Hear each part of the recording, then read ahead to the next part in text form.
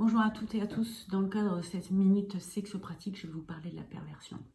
Alors, évidemment, les gens qui viennent consulter en thérapie ne sont pas nécessairement les pervers eux-mêmes, mais plutôt les personnes qui ont été victimes d'un pervers.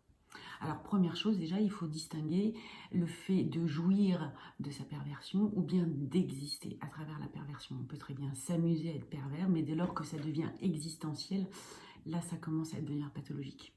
Alors, dans les pervers, on trouve plusieurs formes de pervers. On entend souvent parler du pervers narcissique. Il existe d'autres formes de perversion. On peut avoir le pervers caractériel. Le pervers caractériel, il va avoir comme objectif de malmener l'objet, l'objet étant l'autre. Il va le malmener de façon à ce qu'il soit perturbé et qu'il se pose beaucoup de questions sur la relation. Voilà, ça c'est le pervers caractériel. On trouve également le pervers paranoïaque. Le pervers paranoïaque, ce qu'il souhaite, lui, c'est détruire l'autre.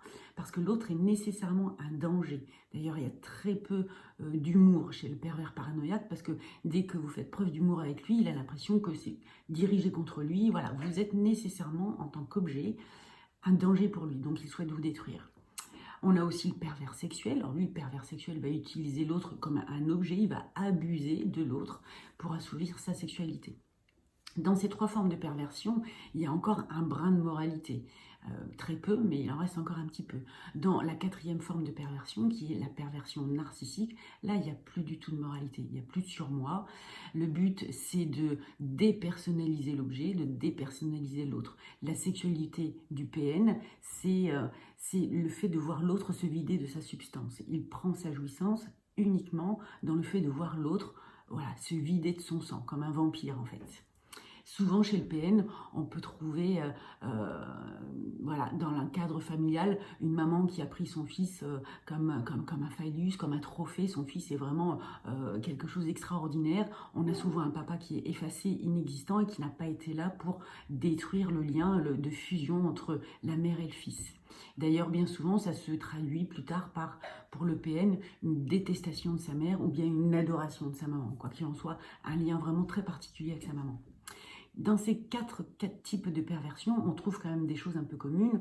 On a déjà le refus de l'altérité, c'est-à-dire que l'autre n'existe pas, ou très peu, voire pas du tout pour le PN.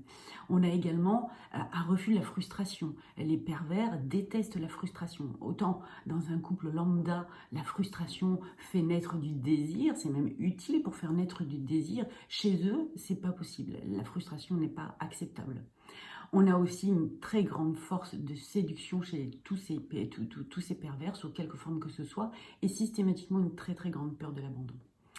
Quoi qu'il en soit, si vous avez été victime d'un pervers, quelle que soit sa typologie, c'est quand même intéressant de suivre une thérapie pour retrouver de l'estime de soi, et puis travailler un petit peu sur le fait de pouvoir sortir de ce lien toxique qu'on a pu avoir avec un pervers. Sur ce, j'espère avoir apporté quelques éclaircissements sur la perversion et puis même, je vous dis à très bientôt.